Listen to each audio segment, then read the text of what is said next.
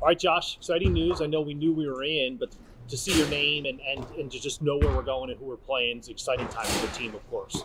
Yeah, it's a feeling that never really gets old to see your school up in the bracket like that. And then it just makes it all real. You know you have an opponent.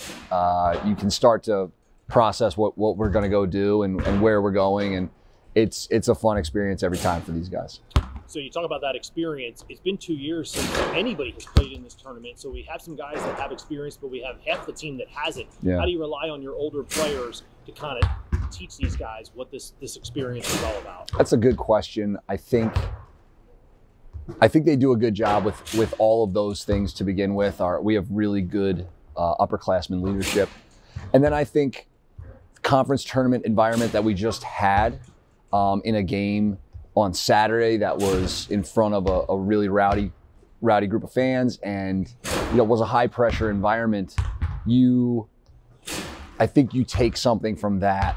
I think you can build off of that experience for these younger guys who have never been in an NCAA tournament game at Johns Hopkins. Some of the games that you had this year, of course, we played Swarthmore 3 times. They're a host. Christopher Newport, one of the top teams in the country. You put a schedule together, have a schedule that really prepares you for this. How do those games really play into what we'll face in the NCAA tournament, top-level competition?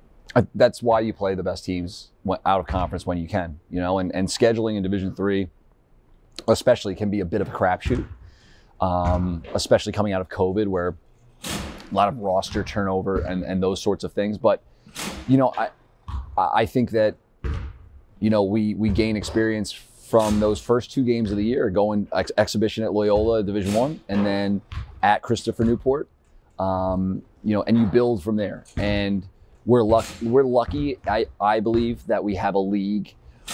The Centennial Conference, the basketball resembles playoff basketball. It's a game where people value the ball, they defend. It's a league that runs half-court offense, and those things usually shine through in the postseason. Having said that, the matchups are very different in the postseason, and every game can be almost an entirely different game plan. So, the work goes in now to preparing for specific people.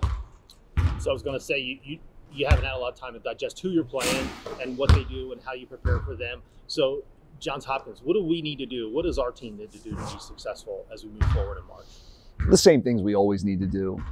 We need to play up to our defensive potential. We need to be connected defensively.